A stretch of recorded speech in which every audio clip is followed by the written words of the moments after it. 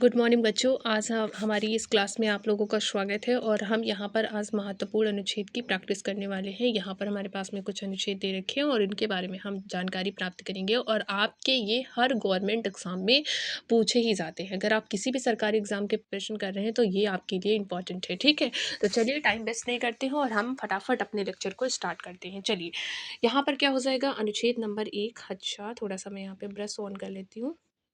तो ये हमारे पास में क्या हो जाएगा, अनुच्छेद 1 की बात करते हैं। इसमें क्या दे रखा है, अनुच्छेद 1 में किससे संबंधित हो जाएगा, तो संघ के नाम और राज्य क्षेत्र से संबंधित हो जाता है अनुच्छेद 1। ठीक है, अब अनुच्छेद 2 की बात करते हैं तो अनुच्छेद 2 हमारे पास में नए राज्यों का गठन और प्रवेश हो जाएगा। यहीं पर अनुच्छेद 3 की अगर बात करें तो वो किससे हो जाएगा, देखो नए राज्यों का गठन और प्रवेश, यानी कि अगर आपके पास में ये पूरा भारत हो जाएगा, है ना, और भारत के बाहर ये कोई राज्य है, अगर इसको इसमें मिलाना है तो ये हम किस अनुच्छेद के अंतर्गत मिलाते हैं, तो अनुच्छेद 2 के अंतर्गत मिलाते हैं।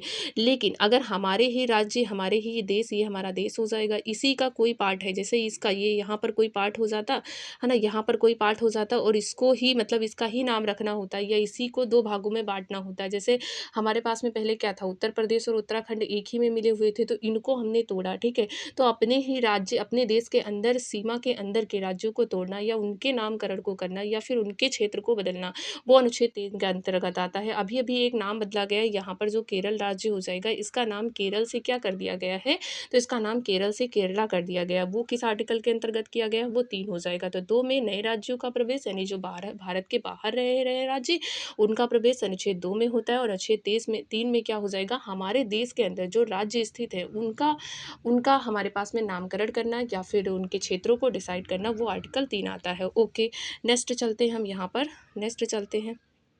नेक्स्ट क्या हो जाएगा आर्टिकल, नेक्स्ट हमारे पास में क्वेश्चन नंबर 3 हो जाएगा। क्वेश्चन नंबर 3 में क्या दे रखा है, अनुच्छेद 12 से 35 तक क्या दे रखा है, मूल अधिकार दे रखे हैं। तो 12 से 35 तक आपके पास में अधिकार दे रखे हैं। देखो हम अगर यहाँ पे बात करते हैं, एक में क्या दे रखा है अनुच्छेद, देखो एक में क्या दे रखा है, 1 से लेकर के 4 तक दे रखा है हमारे पास में, वो क्या हो जाएंगे, तो वो हमारे पास में राज्य और केंद्र शासित प्रदेशों के बारे में ऐसे ही बताया गया। फिर उसके बाद में 5 से आता है, 5 से लेकर के 11 तक क्या दे रखा है, तो उसमें नागरिकता के बारे में दे रखा है। फिर 12 से लेकर के 35 तक क्या दे रखा है, तो उसमें मूल अधिकार दे रखे हैं। और मूल अधिकार कहाँ से लिए गए हैं, तो वो हमारे पास में अमेरिका के संविधान से लिए गए हैं। तो अमेरिका का संविधान हो जाएगा। नेक्स्ट आपके पास में आर्टिकल 14 आता है। जो 14 इसी के अंतर्गत आता है। 14 में क्या दिया गया है, विधि के समक्ष समानता, यानी कि कानून के सामने सब लोग बराबर है। ठीक है, अनुच्छेद 17 किससे रिलेटेड हो जाएगा, अस्पृश्यता का अंत, यानी कि छुआछूत का अंत किस में हो जाएगा, अस्पृश्यता का अंत, वो हमारे पास में आर्टिकल 17 हो जाएगा। यहीं पर एक आर्टिकल 18 आता है, उसमें क्या बताया गया, उसमें उपाधियों का अंत। उपाधियों का मतलब हो जाएगा, आप अपने नाम के आगे बहुत बड़ी सी उपाधि नहीं लगा सकते, मतलब आपको कोई प्राइज वगैरह मिला है, तो उपाधियों का अंत किस में हो जाएगा, वो आर्टिकल 18 में दे रखा है। फिर उसके बाद में क्या आ जाएगा, आर्टिकल 19 आ जाता है। इसमें 19 में 19 एक एक का, ये तो ऐसे लिखा हुआ है, प्रेस की स्वतंत्रता, यानी कि 19 में बेसिकली किसका अधिकार दिया गया, तो आपको बोलने की स्वतंत्रता दे रखी है कि आप किसी के सामने बोल सकते हैं। ठीक है, इसमें भी 6 प्रकार के अधिकार आते हैं इसके अंतर्गत, या कि आपको बोलने का अधिकार दे रखा है, आपको सभा लगाने का अधिकार दे रखा है,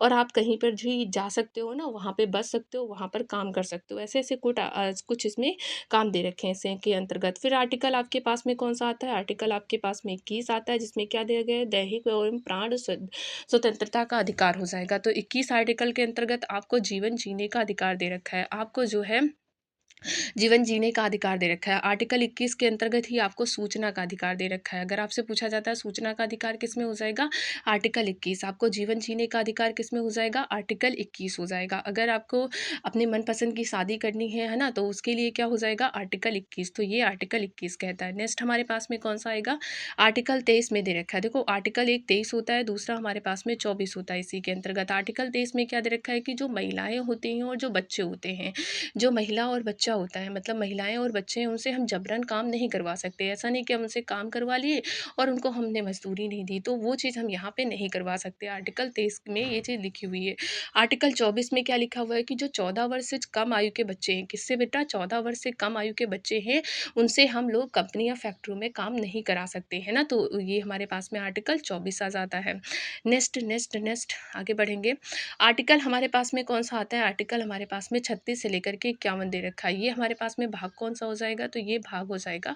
भाग कौन सा हो जाएगा, तो भाग हमारे पास में 4 हो जाएगा। इसमें नीति निर्देशक तत्व दे रखे हैं, कहाँ से लिए गए हैं, तो ये हमारे पास में आयरलैंड के सिद्धांत से लिए गए हैं। ओके, नेक्स्ट हमारे पास में क्या आता है, नेक्स्ट हमारे पास में आता है जो अनुच्छेद दे रखा है, अनुच्छेद 40 दे रखा है।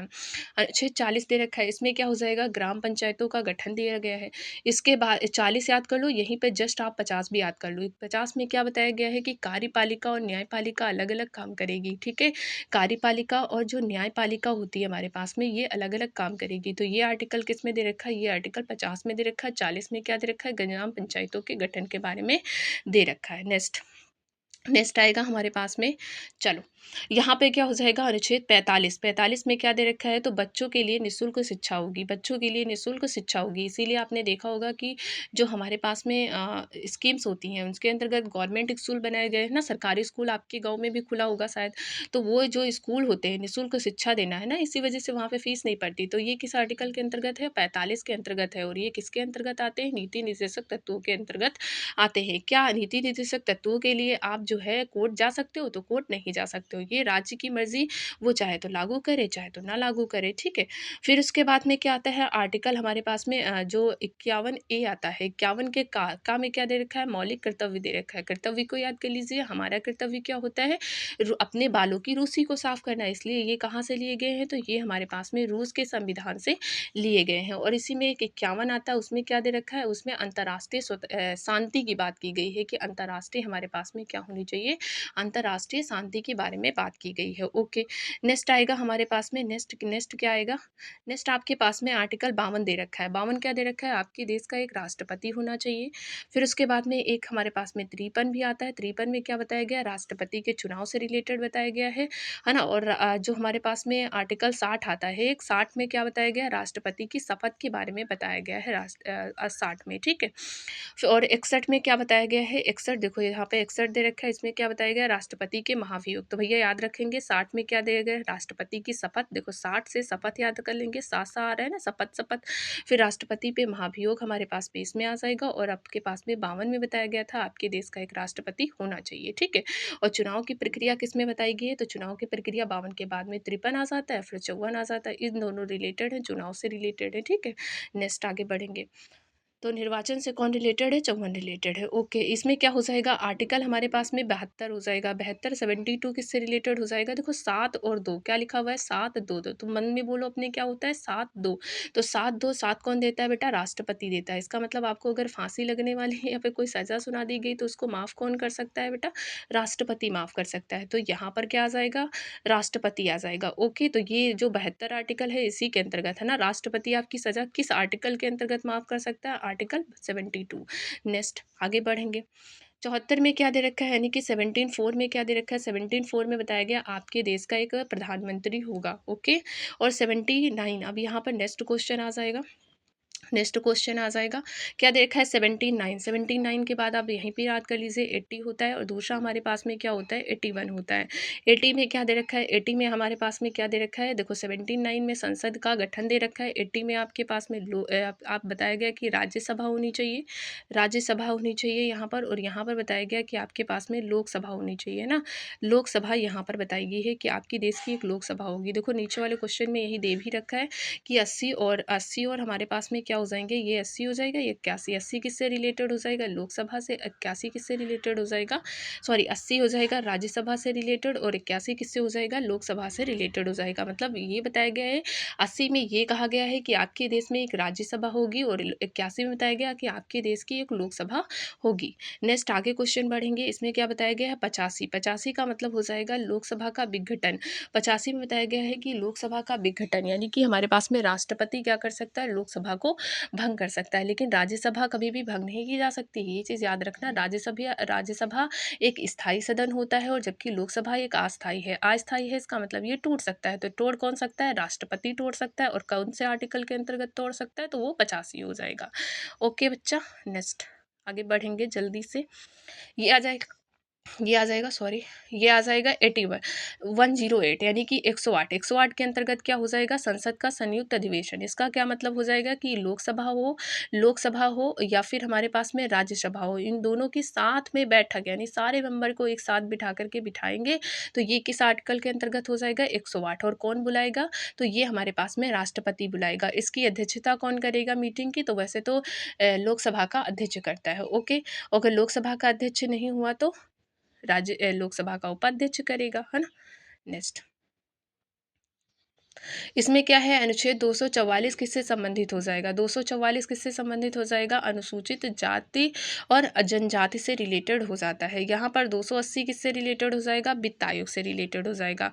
और तीन देखो, वित्त आयोग मतलब पैसों वाले आयोग से कौन रिलेटेड हो जाएगा, 280। लेकिन 324 किससे रिलेटेड हो जाएगा, निर्वाचन आयोग से। अब देखो, जब चुनाव आते हैं, जब निर्वाचन आते हैं, तो 24 घंटे नेता काम करते हैं ना, तो 324 आप यहाँ से याद कर लीजिए, ठीक है।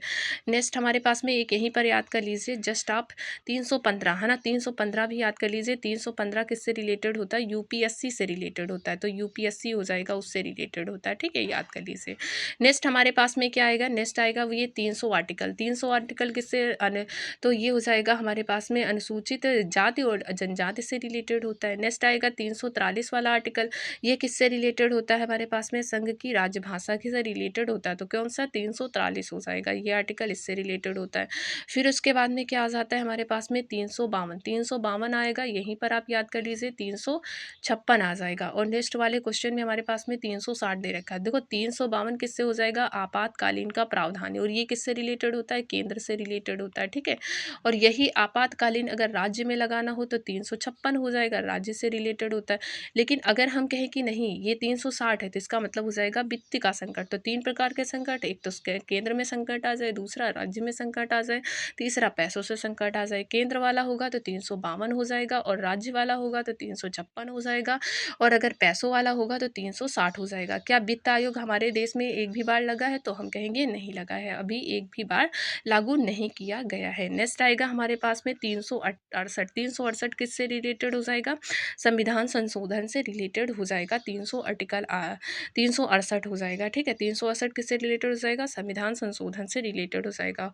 ओके, 370 किससे हो जाएगा हमारे पास में, तो जम्मू कश्मीर को एक विशेष दर्जा इसके अंतर्गत दिया गया है। तो आज की क्लास हमारे पास में यहीं पर ख़त्म होती है, ठीक है।